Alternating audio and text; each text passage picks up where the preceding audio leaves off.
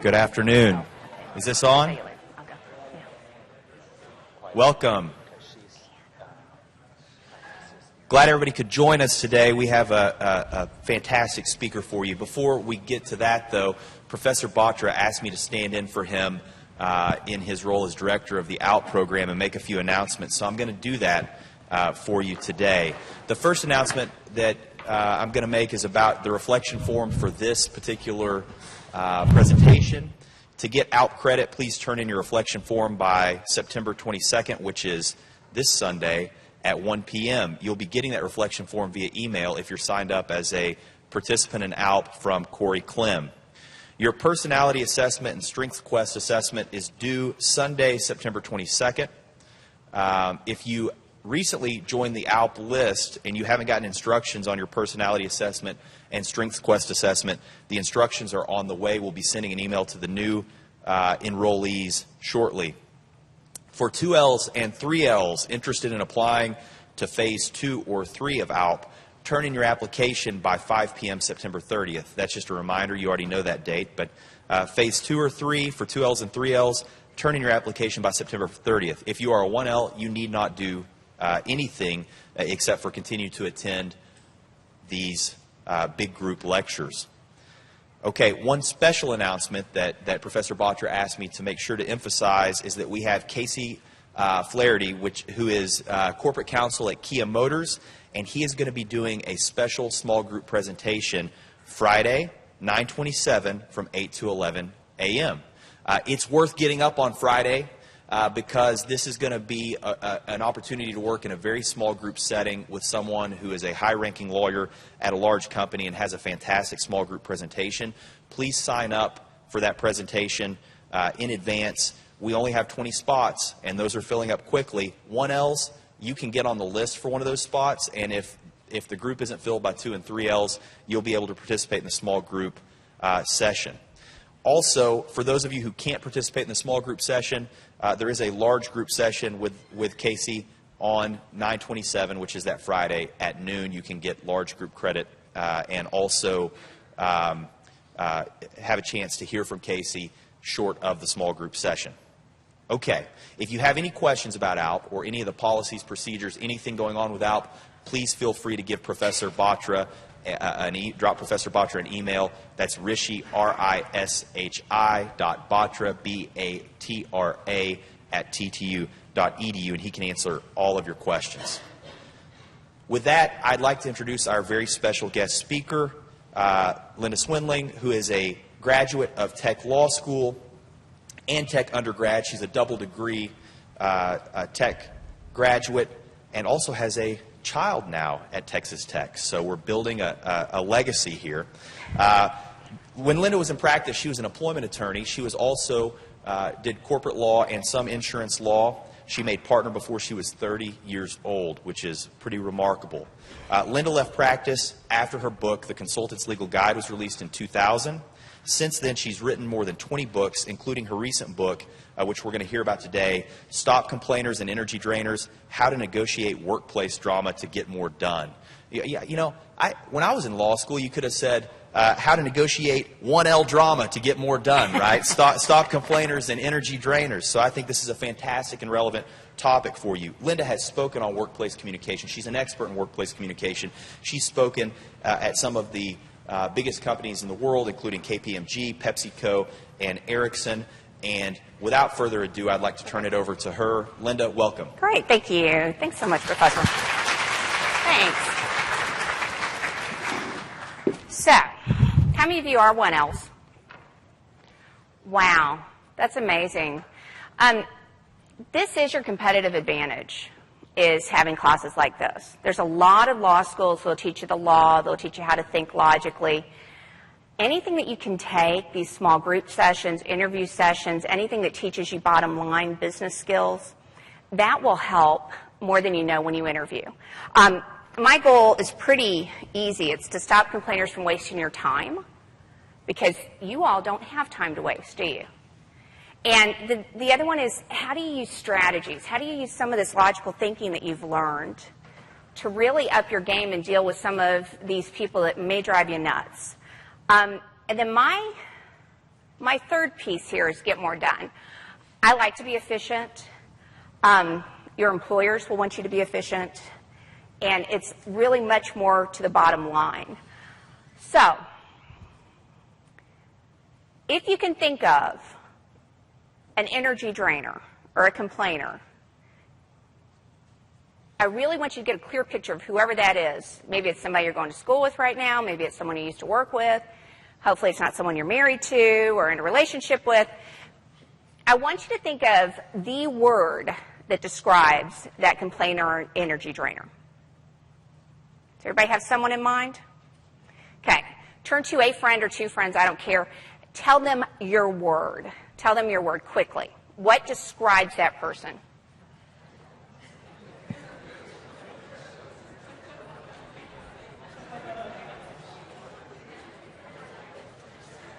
Okay. So, back in the back, somebody back here with the two computers on, what's your word? What was the word you heard? Real loud. Annoying. Who else has a word somewhere here, this middle area? What'd you hear? Guy that's smiling at me and laughing and thinking of the person. What'd you hear? First row. Persistent. They won't stop, right? They're nagging and gnawing at you.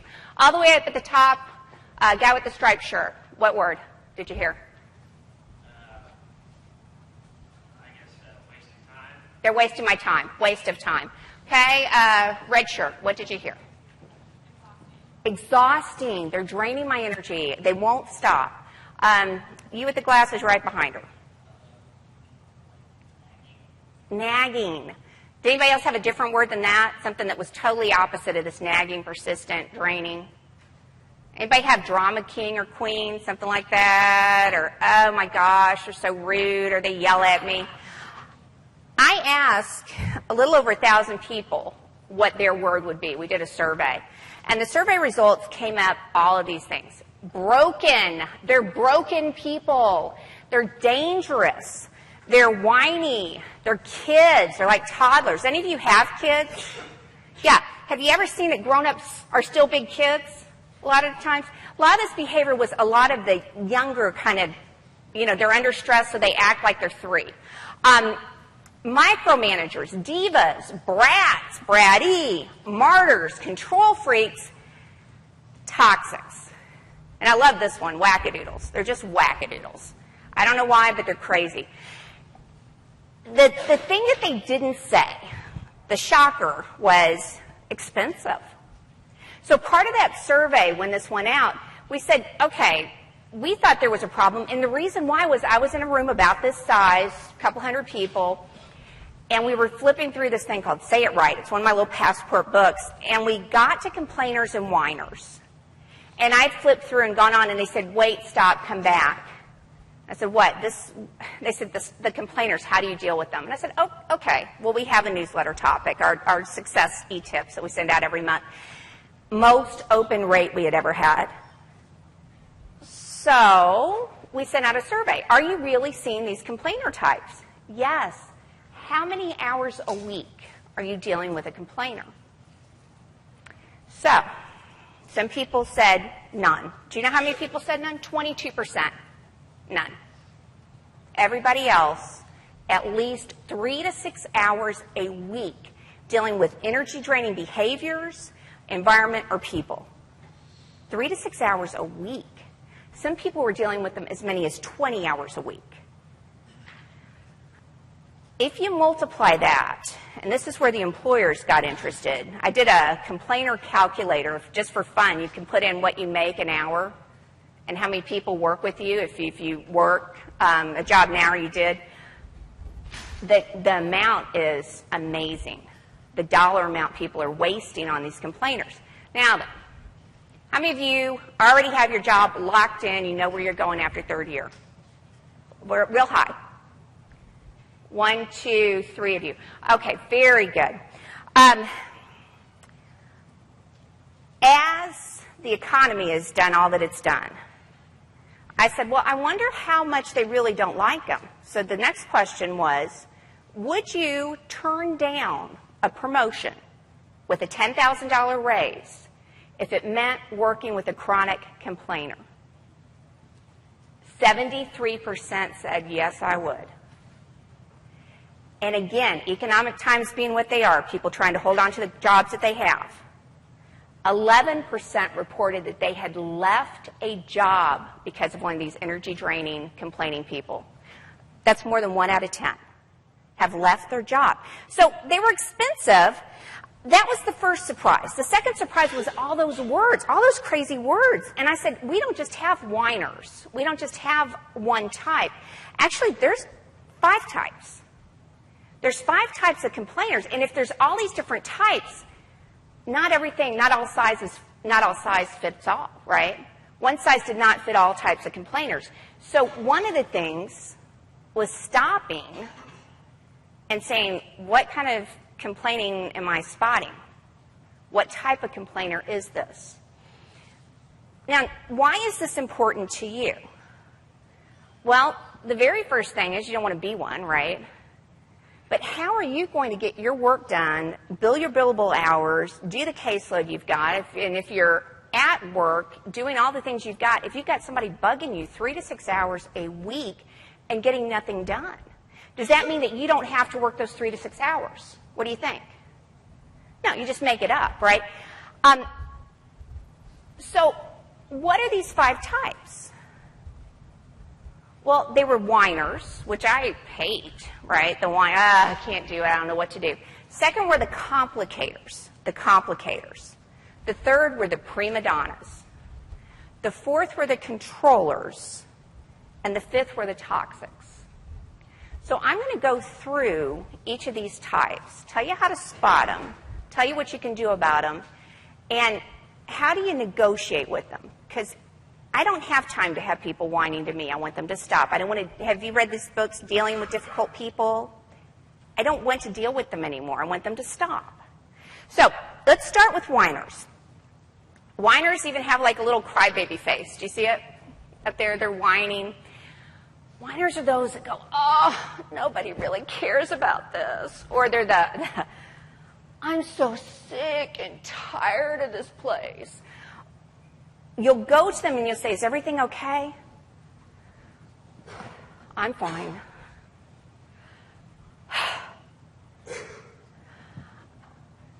They're the martyrs of the workplace. And they gripe about everything. They're the doom and gloom. They're the spoiled brats. And they're always powerless. Well, I don't know what to do. I can't help this. They blame others, right? It's always somebody else's fault. And they never have a solution. When you say, well, what are you going to do about it? They're like, I don't know. I thought you would help me.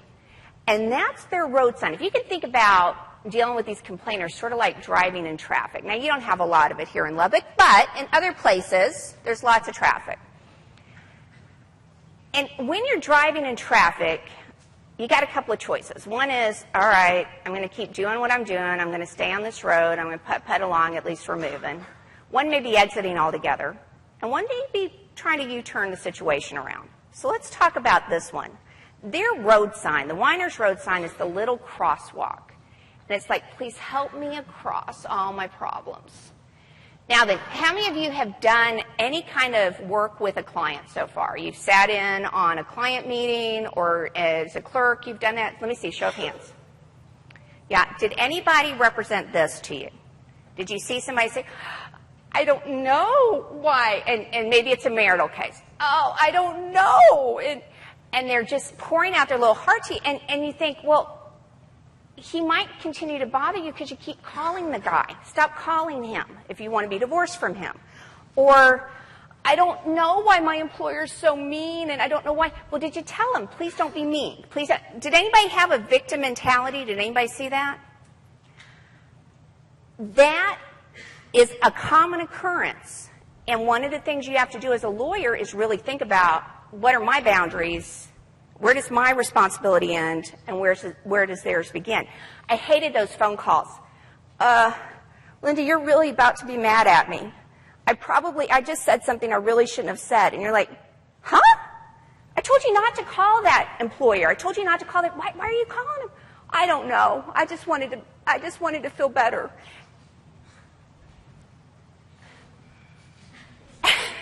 Well, then don't do the stuff that you're not supposed to do, right? So when we did this survey, the fun part was getting all the quotes back describing the people. And one person said, you know, he won't get help. He's just a professional victim. So what do you do about those people? Anybody live with one of these people?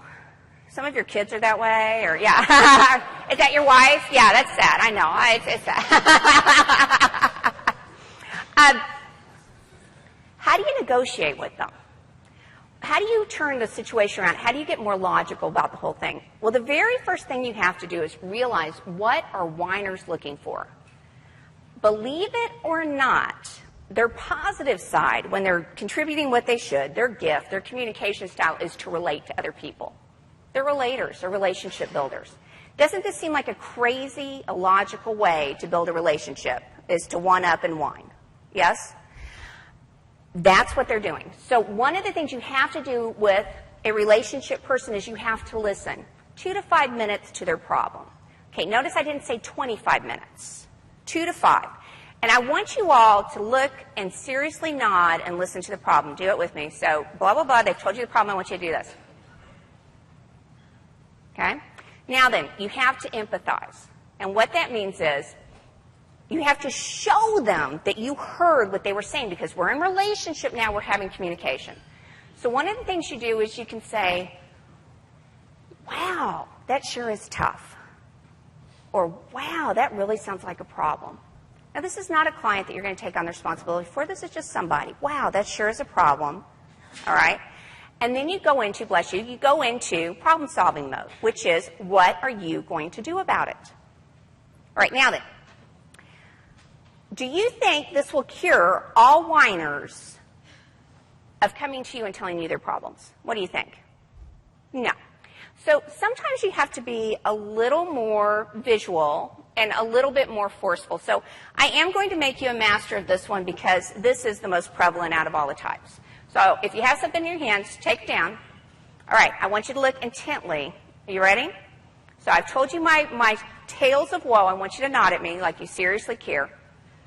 Sometimes you might do this to a teacher because they need that. The professors need you knowing that you care. Okay, and then I want you to go, wow, that sure does sound tough. You ready? Wow, that sure does sound tough. Now, here's the upgrade. You ready? Sure, I'm glad that's not my problem. Do it with me. Sure, I'm glad that's not my problem. You have to keep a straight face, okay, because you can't laugh. Okay, so we're going to try it from the beginning, since some people didn't keep a straight face, and as an attorney, that's important, because they will tell you crazy things. So really, you took off all your clothes and got in the hot tub because you didn't have your swimsuit? Got it. Okay. So sometimes you just have to keep that blank face. All right, you ready? So concern. Wow, that sure sounds tough. Sure, I'm glad that's not my problem. Okay, everybody ready? Okay. Wow, that sure sounds tough. Sure, I'm glad that's not my problem. And here's the piece of work. You ready? Here's the one.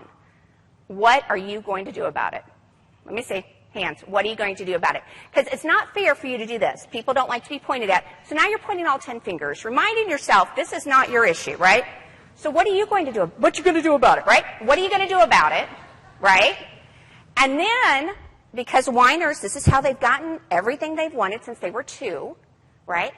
They're going to go, I don't know, that's why I'm here. And you again, whiner that you have no responsibility over the outcome on, right? They've just come in to rain on your parade when you needed to work. Again, you're going to do this and go, I don't know what I'd do either, right? And then when they come back to you, they'll say, well, what would you do? You say, you know, I don't know. But I tell you what, come in with a couple of suggestions or solutions and I'll help you think through them. Do you see that?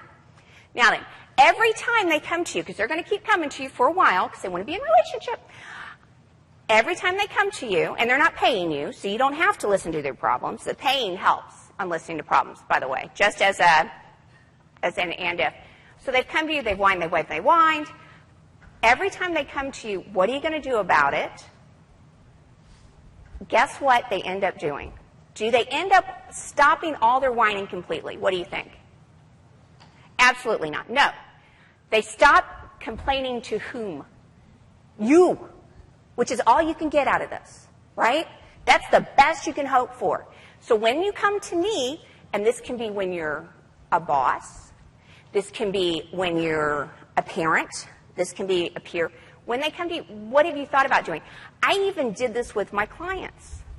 So tell me what you tried. Tell me what you were thinking. What direction did you want to head? What did you want out of this? If I could wave a magic wand, what would you want? Why?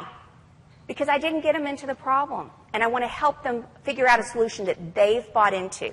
You never want to be that rescuer. Why? One thing is, they won't do your advice, which makes you mad, doesn't it? You've given them your good insight and advice. They don't take your idea. Number two, they partially do your advice and get a bad result. Then whose fault is it? Yours, because you gave them that advice. And number three, this is the absolute worst thing that can happen to you. They take your advice and it works beautifully and perfectly for them. Why is that bad? Because then you have become their personal consultant on everything. I'm thinking about getting the dog's hair cut. Really? Really? That's what you're in my office for whining about? Well, I didn't like how Fluffy got her hair cut last time. Really? Every single thing.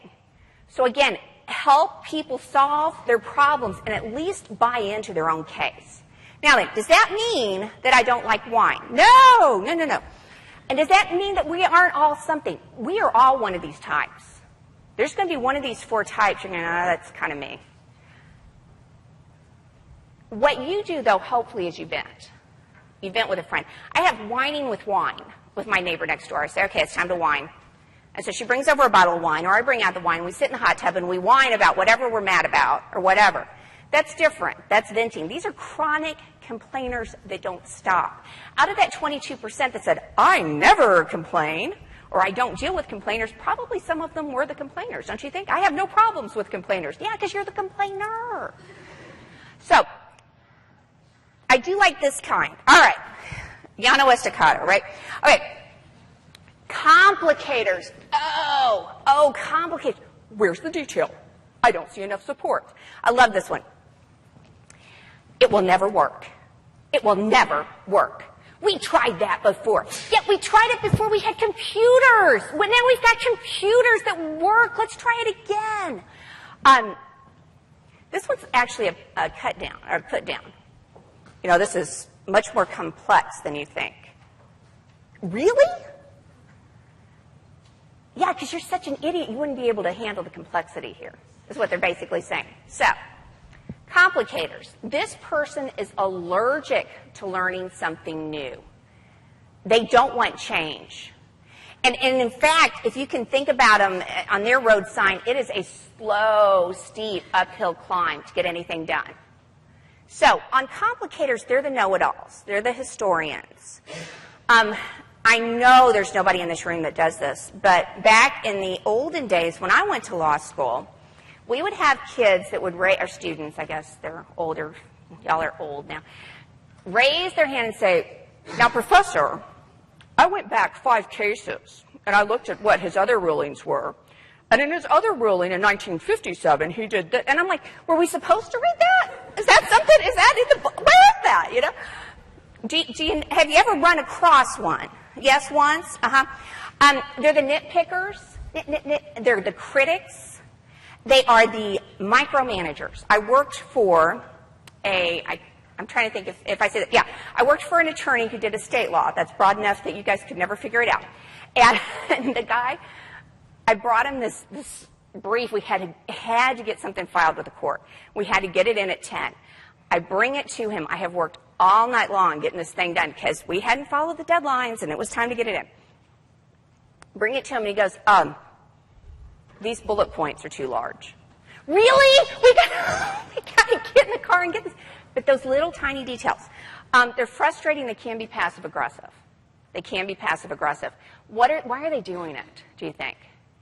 One is they like to know everything, so if you speed them too fast, they won't know everything. Can you imagine technology, what that did for them when the internet came on the line? Being the historians. You know, my dad's kind of like this. He's a double E electrical engineer, and he'd say, well, Linda, I'd say, hey, I'm thinking about going to California. What airlines? American. What plane are you taking? You know, I'd tell him, he'd go, well, you know, Linda, when I worked at McDonnell Douglas, there was a fuselage problem. Now, we had a backup valve that went through this, but when it got to a certain height, and I'm like, I'm going to California, I think, you know. So what they're trying to do, though, is they're trying to control and have things be stable. So when you say, hey, we're going to do a change initiative, we're going to change things up, we're going to change your system, usually these are the people that have the systems. Have any of you ever filed something, gone to the courthouse and filed something? Where are you? The process clerks can be like this, yes? The filing clerks? Yeah, they're very serious. Did you stamp this? Yes, ma'am. Do you have 3 copies? Yes, ma'am. Did you do this? Yes, ma'am. No, it doesn't look like you did. You're next. Right? You're out of there. You haven't done it. Very, very tied to their procedures. Don't want to mess it up. Don't want to run it. And so what you do, because that's a hard one. I love this quote. He's just a brick wall with a mouth. And that's how they appear. So what do? Well, how do you negotiate with a complicator? One thing you have to do is reduce the speed. You cannot just bullet point, go, go, go, go, go, because they will block you intentionally. One other thing, any of you ever served like on a volunteer group with one of these? Yeah? Who's volunteered in their lifetime? There's one of these on your team or your group. Well, we tried that before and it did not work, and therefore we can't, and you're wrong. Okay, so one of the tricks is you leave that person out of the meeting, right? You just don't invite them to that executive meeting. That'll kill you with these complicators, because they probably created the computer system, the processing system, the procurement system, whatever it is. They probably created it, so they'll sabotage you. They'll make sure it doesn't work for you. They'll change the passwords on everybody. The person that I know that was like this, that works with us in a law firm, and again, back in the dark ages, you know, she got fired. She called in, and you modemed in, and early computers, she deleted the client files of this one attorney that was a jerk to her. Just deleted them. And we didn't have emergency backup programs and find it and everything else back then. So one thing is you got to reduce speed. Hey, we're going to do a change initiative. It will be taking place here. Wanted to give you the first heads up, wanted to let you in on this. Now then, respect the effort. The reason why we're having this meeting, you and I, you and this group, is you all have worked so hard to get this in place that I wanted to let you know, thank you so much for that work. We're going to upgrade it. We're going to upgrade your work. This is the 2.0 or 2.1 on the work that you did. That way they're respected. Now then, one other thing you throw into that conversation is, I wanted you to be a part of this. I want you to be a part of this. What do you hear underneath that? If they're not in line, what happens? If they don't get in on the train going down the track, they'll be left behind. Does a know-it-all want to be left out of the group that's making the decisions? No. Now then, what's interesting, though, is some, and you all will see it, a lot of us rely on these, you know, digital minds, basically. We have a computer with us at all times.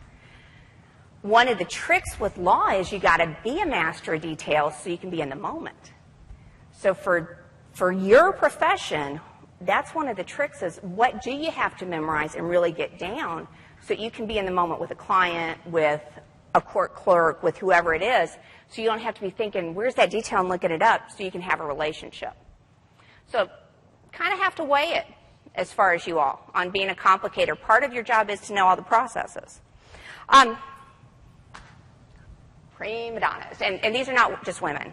There's some prima donnas out there. They are, and see, look, she's got a little, or he does, a little crown there.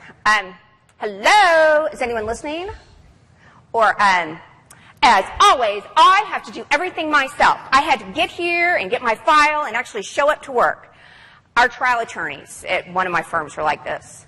The litigation, we have come, we're here. That's true. Yeah, great, welcome. I don't see this from this law school very often. One of the, I'm trying to look at what kind of competitive advantages you all have. One of them is you pitch in and you're not above it. And there were some people that had never, ever worked ever, never had a job ever, and showed up to that law firm, and there they were, their very first job. Can you imagine? And one had to work around the holidays. Can you believe it? So they will say things like, that isn't my job. I am not doing it. Or, because they are the gossips. You'll like this. Really? Well, I wasn't told anything. Well, yeah, we're telling you right now. This is it. This is the telling part. Or, hey, did you hear gossips, prima donnas? Why do they do it? Well, prima donnas, that's good. Okay. Prima donnas are seeking attention. I said they gossip. Even negative attention is better than no attention at all. They're always looking to create drama. Drama kings, drama queens. They're the troublemakers. They're the pot stirrers. Does everybody know a prima donna? Yeah? They're also the freeloaders or the ROTJs. Do you know what ROTJ means? Retired on the job. They retired, but they continue to show up and get a paycheck. Some of them will vacation. They will go to other offices because it's so much better than whatever they are doing in their office. They're reactionary, excessive, brash, and they point fingers at everybody else. Well, if so-and-so didn't do this. So they're kind of like the whiners and pointing fingers, but they'll do it in a meeting. Well, I didn't get that memo. Well, yeah, because you don't open your email because you're too busy out talking in the hall or whatever you're doing. Now, do you see their sign? It's a road, curvy sign. It says, pay attention. Because if you're not paying attention to them, they will sideline you. And you'll see them, if you're ever managing one, this is what they'll say. Well, you'll say, we need to have a conversation about you getting the reports in on time. I need them in at 3 o'clock every Thursday. And that way we can make sure that our clients get them out by Friday morning. And they'll say, well, I'm glad you brought those reports up. You know, there's good reasons for all sorts of things. And Joe won't get me all the information I need. And you know, Joe's out there trying to really do my own job instead of letting me do my job, blah, blah, blah, blah, blah. And they're trying to sidetrack it, trying to take you off. So what you do is you'd say, great, thank you for sharing that. We'll talk about Joe in a minute. Right now we need to talk about this report. You need to keep them on the straight line. This is hilarious. My coworker chatted incessantly and wasted my time. I finally took the chairs out of my office so she couldn't sit down. I mean, that's sad, isn't it? What's sadder is I've said this to a big room and I said, okay, anybody else do that? And there's like 3 people that raise their hand. Oh, yeah, we did that, you know. And then somebody said, well, I did it, and then she leaned up on my cubicle. And I said, really? And I said, well, let me show you what you do. So you got the leaner, right, who's talking about even a team that they don't belong to anymore, you know, and they're sitting there, they're talking. You say, hey, walk with me. And if it's a man and a woman, you walk into the women's restroom and the man's restroom, right? Or if they're the same, you go, I got to go. Well, let's talk as we walk. And you walk somewhere. You just go and you walk them until you're in front of their boss or whatever it is. But you walk and talk. Get them moving. Get them out of there. Prima donnas. How do you negotiate? First, you got to acknowledge. Hey, I saw in the meeting that you kept saying something that totally does not relate to anything. Has anybody ever had that person in a group? Yeah. You're like, well, thank you for sharing this really stupid point. We're done with that. You know, we don't need that. But you can't say that. So you say, I saw you doing that. And they'll say, well, the whole drama thing. You say, yeah, we're going to focus on this. And then you publicize. So, for instance, volunteer groups. A lot of you said you were in volunteer groups. You have that person who wants to, you know, they haven't done their work, but they want to grandstand there in the meeting and take up all the time. One of the tricks is you say, oh, that's so important, we're going to put it at the end of the agenda so we can spend all the time we need on that issue. What happens at the end of the meeting? Everybody wants to stay around and talk about that one issue? No. So that's one trick. Number 2, if they say, well, I could have done it, but no one didn't do it, you say, great, you're in charge of whatever it is, communications. You're going to be the communications person. That means you do this and this and this and this and this. You good? Absolutely, I will do a great job. Then, Fred, you're in charge of this. Joanne, you're in charge of this, whatever. You get them divided. You email. Not just that group, but the whole group that's affected. So now we have them publicized, right? And acknowledged. So prima donna Paula is going to take on the communications. Prima donna Paul is going to take on the communications. We're excited about this. Joanne's doing this, Joanne, da, da, da. When it happens, when the event happens or whatever's supposed to happen, it's real clear who dropped the ball that way. One other idea. All right. Controllers. Controllers are the bullies of the workplace. What's your point?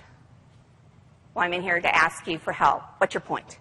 Get it done now. The whole Nike swoop, just do it kind of thing. Don't give me any excuses. Or, I've got no time for this. Just make it happen. How many of you have ever worked with this person? Yeah, this was my managing partner. And how I knew it was time to talk was he would throw things. And I would hear my name yelled with whatever the choice word of the day was. Where the blank is swindling? Pah! Where is swindling? Pah! Slamming doors. Stapler went into the wall one time. You can't make stuff like this up. Broken stapler, hole in the wall, not happy with Linda. So I am not proud of what I'm about to tell you, but I am going to tell you what happened. There was one of these days, and some of you are going, well, you gave that nice little women's restroom trick. Why didn't you go into the women's restroom? I did. I was in the bathroom. He pops open the door outside and goes, do you have the ABC file? And I'm like, no, not in here. So that didn't work. So it was one of those days. Have you ever had one of those days you just cannot handle anybody else yelling at you? Anybody have that experience? If you work in a law firm, you will. Okay, anyway, I'm sorry, did I say that out loud? Yeah.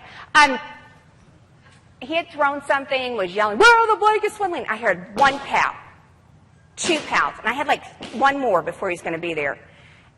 Again, embarrassed to say, I scooted out my chair. I got in under my desk, and I pulled my chair in. And I waited for it to pass by. Now, just so those of you know, logistics-wise, solid desk. You have to have a solid desk facing the door, right? You can't, and you have to have a big enough spot you can get on in there. Not my best day, right? And certainly not my power talk. Do not do that example. So, why do they do that? Well, if you think of their big road sign is get out of my way, yield to me. Why are they doing it, though? They're doing it to get things done. And apparently that day he thought I was in the way of getting something done. Now, he might have had a heart attack later, just saying. But controllers, they're very confident. They're very aggressive. They're bullies. Anybody work with one of these people? Yeah, anybody still shell-shocked by working with one of these people? Let me see, hands high. Yeah? Nobody? You're all over it and you're confident and you're so much better than getting under a desk. Anybody still kind of think I hate them? Yeah. Okay. So let me show you what to do. Because they're arrogant, they're demeaning. Remember, they're trying to bulldoze you over. They're very demanding. So you said you did work with one? Yes, at one time? You're nodding? Okay. So can I use you as an example just where you are? Okay. So, again, what they do is, and what's your name? John? Jonathan or John? John. Where is John? John, I'm looking for the file. John, where's the file? John. I look at him. He's like, don't hurt me. Right? So why? And it's always big, loud, intimidating noise. And they'll hover over you. Okay? Because they're assertive, gone bad. All of these are, what's your gift? What's your contribution to the world? The evil side of it, right? So the worst thing John can do is sit right here and cower. Why? Second to worst. Because I'm going to continue doing this behavior because John likes it. Look at him just sitting there enjoying it. Yay! And it's getting my thing done, so that's all I care about. You know, I've let some dead bodies in the way. So what do you do? Oh, and some of these words have been changed. She vented at everyone. She was a power-tripping witch. Was changed. So to negotiate with a controller, John, you're being a very good sport, you can't, the first worst thing to do is get aggressive with them. Because they're good at rambling and rumbling. They're good at taking you down. That's what they're designed to do, is fight. So the first thing John's going to do, I hope, is I'm going to come back in. But John, when I do, I want you to stand up. Right now. Look me in the eye, okay? And not in a defensive stance, just look me in the eye, like, what do you need? Okay? Okay? And then I want you to ask me a question. So a question might be, which file are you looking for, or whatever. Okay. And then I want you to give me a time you could have it. Do you want it at 2? Do you want it at 3? Okay? But just like you are, nope, turn your feet straight on me. Don't look like you're fleeing. Don't do any of that, right? So you're going to do that as soon as I come in. As soon as you hear me coming, you scooch back or twirl or whatever we have to do to get out of these chairs. Stand up, go eye to eye with me, okay? Okay, so I'm going to come in from this side. Just shake it up, all right? Because this side didn't get to hear me yell as well. All right, so off we go. All right. So I'm da-da-da-da-da. Where is John? Slam, slam. John. I need the file. What do you need? What file do you need? Baby C file. When do you need it? Now, John, now. Give me a choice. 2 or 3. 2 o'clock. 2 o'clock's fine. Round of applause for John. Okay? Okay, now stay right here. Now then, some of you are still intimidated by this, but you were even too intimidated to talk about it. So, John, I want you to look around and look for someone who you would feel good about having your back in a dark alley. Who would be the scrapper here in this room? Doesn't have to be a big guy. It can be a scrapper. Who's the scrapper? Who would take him down? I'm looking for someone in particular. Okay. I think she's here. Is she here? Okay, we can have a stand-in for her. Just. Oh, there she is. Oh, good. Yeah. Oh, come on. What's your name? What's your name? Denise. Denise, get down here. Hurry. We got just a second. Come on, hurry. Okay. Pretty good friend, but a scrapper. She would support you. Okay, come here. Okay, so Denise, you are just, come over here. And it's always isn't it crazy? They always pick a woman. Just beat them up. Okay, so I want you to do a bouncer pose right here and look and get behind John. All right? Get behind John. Okay, now then, John, if you ever get intimidated by somebody else like that, again, I want you to look. You're a bouncer. Just look mean. Look like a mean mom. You had a mean mom, right? Everybody has a mean mom. Okay, look at that look. She's got your back. He got his back, right? Okay. That is one thing you can do with these people, is think, who do I have that's a support that wouldn't put up with this? They would never put up with this. Do you know somebody that would never put up with being yelled at? Sure you do, right? They got your back. What would they do? They've got your back. Because most of these people, if they had a chance, they would have your back. You'd take a phone call from John, right? Yes, in a heartbeat, right? Yes, U of H, Dr. Pepper, yes, you would. You got to come up with supporters like that have your back. Okay, round of applause for both Denise and John. Very good. All right. Why do we let them decide? Why do we give them a choice? They like to be in control. They like to make the decisions. They're the decision makers. You're going to find, I'm so glad you're doing strength finders. Oh my gosh. How many of you have done it? How many of you have done strength finders? The opposite, the negative type of this is the activator. Somebody who wants to get into action, right? Get into action. Get it done. The achiever. Get it done right now. It's the achiever taken to the negative extreme, right? So, the last one. This one was a shocker for me. I didn't even think about this personality style as being a complainer or an energy drainer. I would never have categorized them. The toxics. Toxics are pure evil. They are. Has anybody known a toxic? They're like, well, what do you mean you didn't understand? Well, just like I said, didn't understand. That's why I asked the question, didn't understand. Well, what do you mean you didn't understand? And you think, am I going crazy? I wish I could have helped you, but that would have taken me speaking up, and I wouldn't do that on your behalf or whatever it is. Again, put downs. Listen for the put downs. So you've told them, I'm really having trouble managing the time or getting the billable hours in or getting this client handled or whatever it is, getting this process person or getting the opposing counsel. And they look at you like they care, and then they say, unfortunately, not everyone can handle the challenge. And you're like, what, I'm a loser? Okay. This one I love. No, I've got no idea why they'd say that. Maybe because the person said it in the meeting earlier about you. Yeah, that person, that toxic person, slammed you in the meeting. And this is probably the most dangerous. You'll come up to them and you'll say, I heard you said I was cheating on an exam. I heard you said I was not doing my homework. I heard you said I was not helping others, not pulling my work, not doing my caseload. And they'll just look at you and they'll go, prove it. Prove it. Which means what? Of course they did, right? Of course they did. Never wrestle with a pig. You both get dirty, but only the pig likes it. You can't wrestle with the toxic. They are so good at manipulation, so good at changing the fact scenarios around, and they can use all of those types to get what they want. They are also only concerned with themselves. They are the narcissist. They are toxic. I keep saying that. Dangerous, poisonous to an environment. Master manipulators. Some of us have been in relationships with them. Yeah, and you think you're crazy. You're not crazy.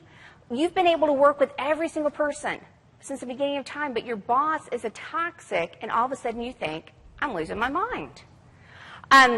One of the people reported in, my boss, and this is one of those that had left, one of the 11% that have left, said, I finally had to leave. He said things like, you're just so happy, I know you must be up to no good. Huh? Wackadoodles, right? They can be sociopaths. The big thing is they don't care about anybody but who? Themselves, right? They have no conscience. Imagine what would be possible. Imagine what would be possible in law school. Imagine what would be possible later in life if you had no conscience. Had no guilty conscience keeping you up. As long as you won, right? Wouldn't that be amazing what you could accomplish? You would have no friends. One other thing is, the problem with these folks is you can tell a controller's yelling because they're getting the sexual harassment claims filed against them, right? Or people hear them, him or her. You can tell when someone's whining. You can tell when somebody's really making things really way too complicated. You can tell when someone's being a prima donna. This group, they are masters of deception. They're charming to disarm you. So they'll pretend to be buddy-buddy with you, and other people will be saying, you know, she was my friend, but now she's not treating me nearly as nice. Or she was a good manager, and then all of a sudden she flipped on me, flipped a switch. You might have a toxic. So what do you do with a toxic? Well, first off, you remember they're hazardous to your health. You know, that skull and crossbones isn't just a sign that I came up with, right? Listen to this. He poisoned the entire team. He reminded me of a snake in the grass, slithering from spot to spot, striking when no one noticed, and leaving rotting destruction in his path. So, to negotiate with a toxic, back to you got to protect yourself. You're not crazy. Write down everything you're hearing exactly as you're hearing, as if you're taking a picture of it. All the behavior, all the responses. Second, go seek help. It may be HR. It may be like I did. I got an executive coach to help me weigh it. Maybe you go to the counselor's office. You go to the counselor's office because you say, this is the behavior I'm seeing. Am I crazy? And they'll say, no, you're not crazy. She's crazy. Let me tell you what kind of personality style you've got. You got a narcissist. You got a borderline personality. Watch what works. Watch the people that are effective with them. And then to the best of your possible capability, steer clear of them. It may mean transferring to another team. It may be doing some other kind of work. It may be like I had to avoid some clients. I didn't take some clients that were toxic. You're going to see more of these folks in law. Why? Because this is a place you can manipulate things. And this is a place you can control situations. It is what it is. As you get higher placed people, higher educated people, you'll see more and more toxics. All right, so in our last minute and a half together, stop, I think I'm the complainer. Oh no. How many of you said, okay, maybe I saw one of those might be me? Yeah, we're all that way. That was the other surprise I had was I did an assessment called Stop Complainers, Spot Your Complainers to figure out what kind. And then I came up with another one to say, am I seen as one? So what if you're the complainer? Look at what you're trying to accomplish. So how many of you say, I might be a whiner on a bad day? Might be. Yeah. If I might be a whiner on a bad day, maybe some relationship, communication. Maybe you need to let off some stress. If you might be a complicator, you might be feeling, where are you? There's a lot of complicators. Law attracts them, right? You're good with details, good with processes. If you can be a complicator, what do I need to do to feel stable and in control? If you might be a prima donna, we're my mock trial team people. There you are, right there. If you might be a prima donna, what am I trying to do? We'll get everyone to get the attention, not just you. Build up the whole team. Might be a controller. What's keeping me from getting things done? I know none of you are toxics. You want to go to tech law. You all, I have enjoyed being with you. This is a journey. We're passing out a couple of things. If you want to get my Negotiate Like a CEO ebook, I'll send it to you because I love you and your tech law and your God. Oh, goodness. The other thing is, if you want to remember to take some sort of action, put it on if you're old enough to wear a watch, or a Palm, or it's not Palm anymore, a Crackberry, or a iPhone, or whatever it is. Put this on and say, I am going to take some action. And just give me your emails, and I will send you that little ebook, and I'll set you to the assessments. Guys, this is a journey. 10 years ago, I wanted to be with a big firm. Oh, and then that dissolved in a year. And then I wanted to be with a medium-sized firm, and then I wanted my own. And now I do this. This is a journey. You're starting it. Everything you're learning here is going to be very, very helpful for managing business later. And, you know, everywhere you see that poster, success is not a destination, it's the journey. I appreciate you all being here. Journey on. Thanks a lot. All right.